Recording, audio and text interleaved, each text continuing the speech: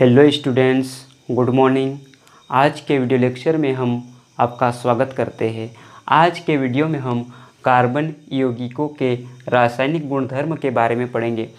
इससे पहले के वीडियो में हमने कार्बन यौगिकों के रासायनिक गुणधर्म के 2 पॉइंट पढ़े थे। जो बाकी के पॉइंट थे वो आज के वीडियो में हम डिस्कस करेंगे। तो हमारा सबसे पहला पॉइंट है संकलन अभिक्रिया। संकलन अभिक्रिया यानी होता है एडिशनल रिएक्शन। तो यहाँ पर क्या होता है कि इसकी सबसे पहले हम डेफिनेशन देखेंगे। तो इस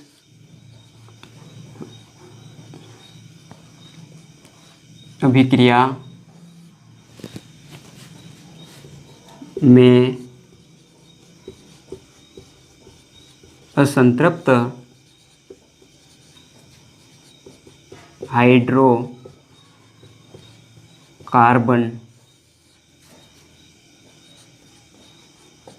उत्प्रेरक की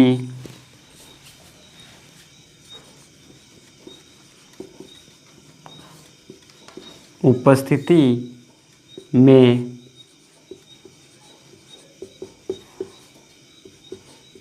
हाइड्रोजन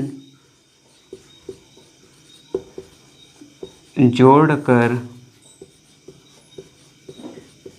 संतृप्त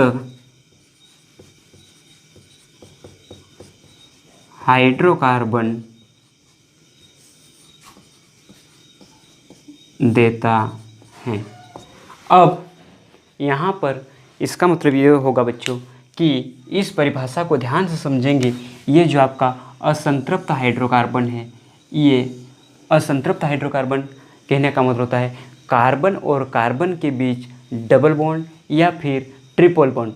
वह क्या करता है, उत्प्रेरक की उपस्थिति में हाइड्रोजन को जोड़कर संतृप्त हाइड्रोकार्बन देता है। संतृप्त हाइड्रोकार्बन का मतलब होता है बच्चों कि कार्बन और कार्बन के बीच सिंगल बॉन्ड, और कौन जुड़ेगा, हाइड्रोजन। तो यहाँ पर मेन बात निकल कर के आ रही है कि असंतृप्त हाइड्रोकार्बन से संतृप्त हाइड्रोकार्बन का बनना, यानी जो डबल बॉन्ड है या ट्रिपल बॉन्ड है वह टूटकर सिंगल बॉन्ड में कन्वर्ट हो जाते हैं। ऐसे क्यों होता है, क्योंकि वहाँ पर हाइड्रोजन जुड़ता है। अब यहाँ पर एक शब्द और आया, उत्प्रेरक। उत्प्रेरक का क्या अर्थ होता है इस अभिक्रिया में? तो उत्प्रेरक का क्या काम होता है? उत्प्रेरक जो होता है बच्चों, वह किसी अभिक्रिया की गति को बढ़ा देता है या मंद कर देता है। यानी कोई अभिक्रिया तीव्र गति से होती है या कोई अभिक्रिया एकदम तीव्र गति से होगी या मंद गति से होगी, लेकिन इस उत्प्रेरक में किसी भी प्रकार का कोई चेंजेस नहीं आएगा। उत्प्रेरक के कारण अभिक्रिया भिन्न दर से आगे बढ़ती है। हम यहाँ पर इसको एग्जाम्पल के माध्यम से समझते हैं। तो सबसे पहला एग्जाम्पल है हमारा अल्किन का, देखते हैं। तो अल्किन जो होता है बच्चों, यहाँ पर कार्बन और कार्बन के बीच आपका डबल बॉन्ड पाया जाता है।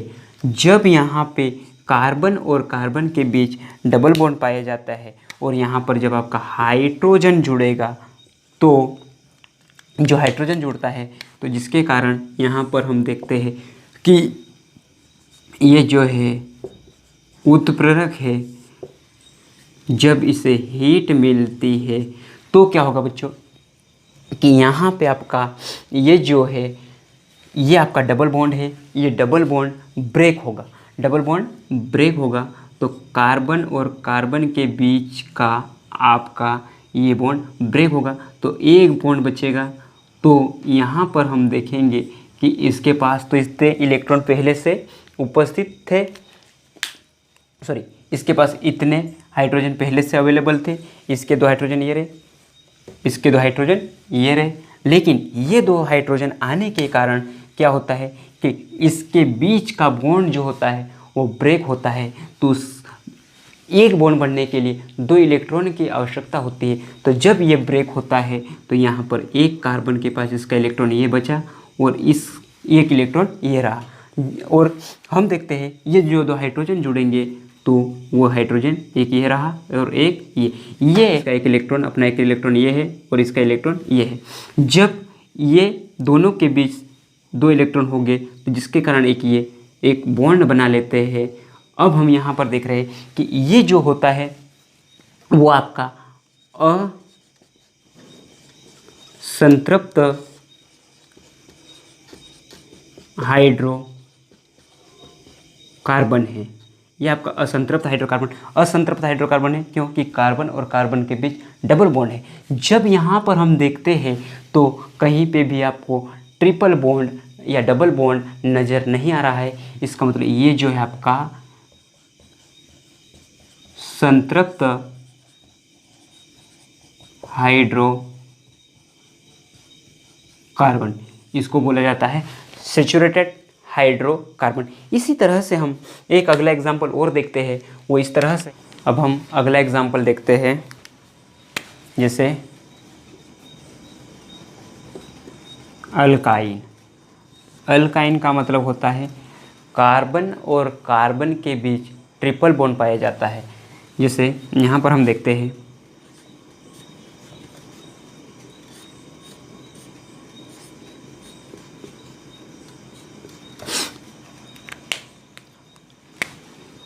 तो यहाँ पे आपका एक हाइड्रोजन ऐड होगा, तो फिर आगे चल के ये यहाँ पर आपका उत्प्रेरक रहेगा।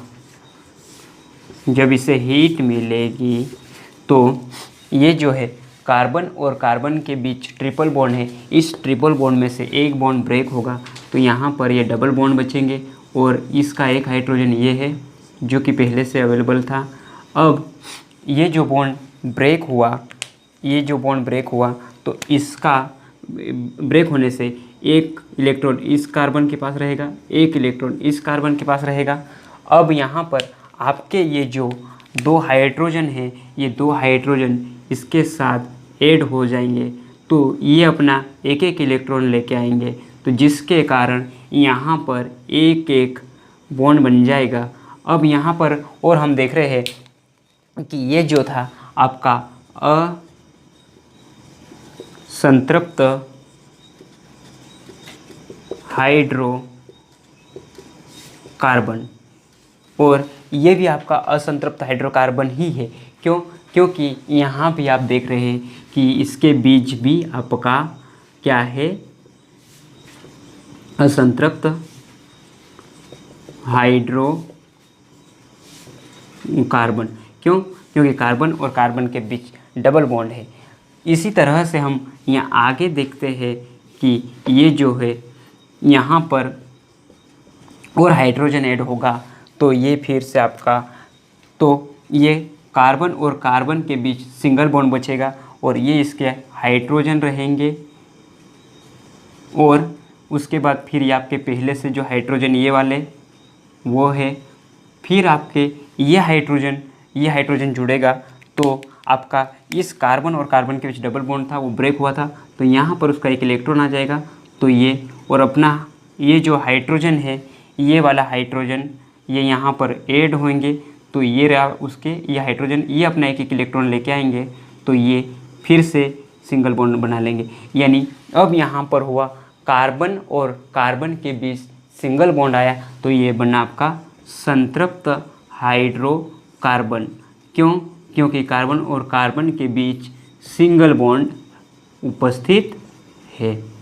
नोट है कि जो वनस्पति तेल होते हैं वहाँ पर साधारणतः आपके लंबी असंतृप्त कार्बन श्रृंखलाएं होती है, जबकि आपके जो जंतु वसा या फिर घी है वहाँ पर संतृप्त हाइड्रोकार्बन की कार्बन श्रृंखलाएं होती है, जबकि जंतु वसा या घी में संतृप्त कार्बन श्रृंखलाएं उपस्थित। आगे देखेंगे जो कि हमारा है हाइड्रोजनीकरण।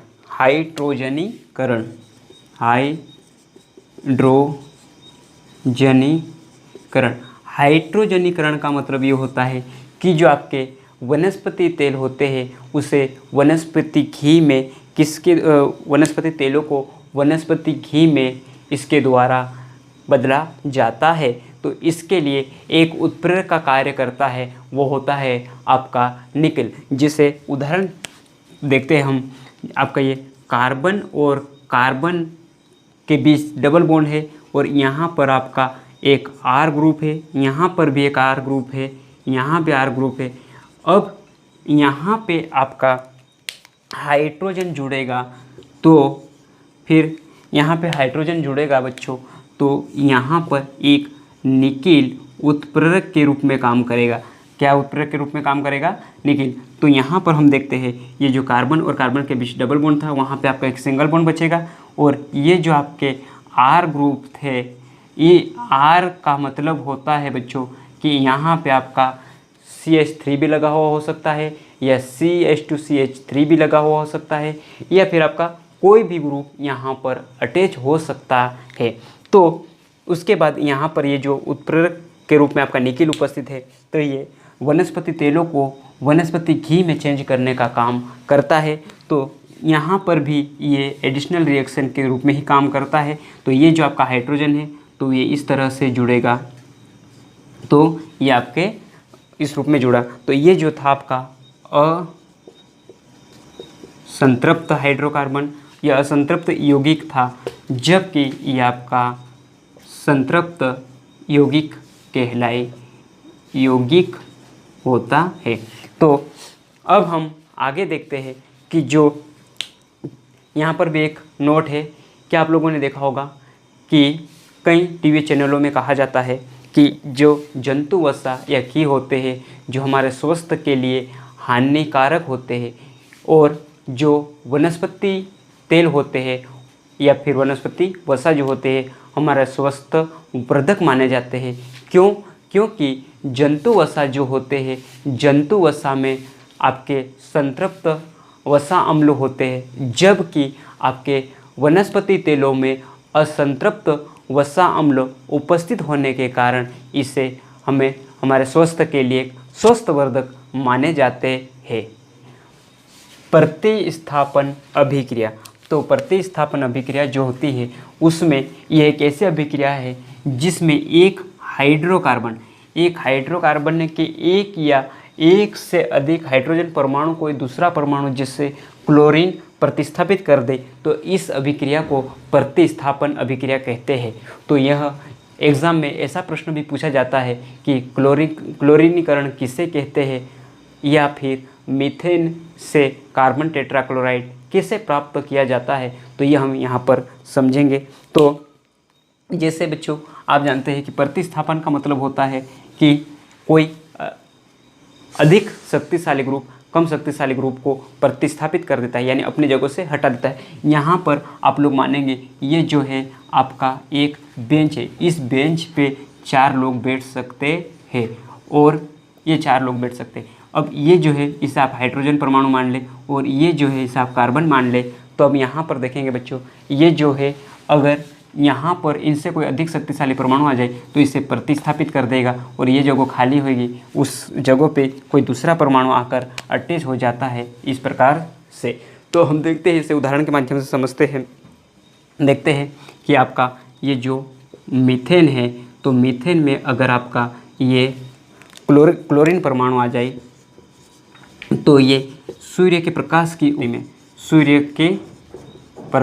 की उपस्थिति में, तो यहाँ पर हम देखेंगे ये जो आपका था, तो यहाँ से आपका एक हाइड्रोजन परमाणु प्रतिस्थापित हो जाएगा, तो वो यहाँ पर आपका इस तरफ रहेगा, बाहर निकल गया और इसके स्थान पे आपका आ जाएगा, कौन आएगा, आपका यहाँ पर Cl आ जाएगा और यहाँ पे आपका ये जो 2 थे यहाँ से आपका एक Cl इधर आ जाएगा। तो ये आपका बन जाएगा बच्चों क्लोरोमेथेन। क्या बन जाएगा? क्लोरोमेथेन। इसी प्रकार से इसे हम, इसका नाम हो जाएगा क्लोरोमेथेन। इसी तरह से हम इसको उठा के इधर लाएंगे, इसको उठा के इधर लाएंगे, CH3Cl और यहाँ पे आपका रहेगा Cl2 यहाँ पर भी ऊपर सूर्य के प्रकाश की उपस्थिति में, तो ये आपका हो जाएगा, इस हाइड्रोजन को प्रतिस्थापित कर देगा तो यहाँ पे आपका हो जाएगा CH2 और एक Cl तो पहले से उपस्थित था तो एक Cl यहाँ से फिर आएगा तो Cl2 हो जाएगा और यहाँ पे आप लोग देखेंगे ये जो है आपका HCl बाहर निकलेगा। इसी तरह से हम यहाँ से उठाकर इसको इधर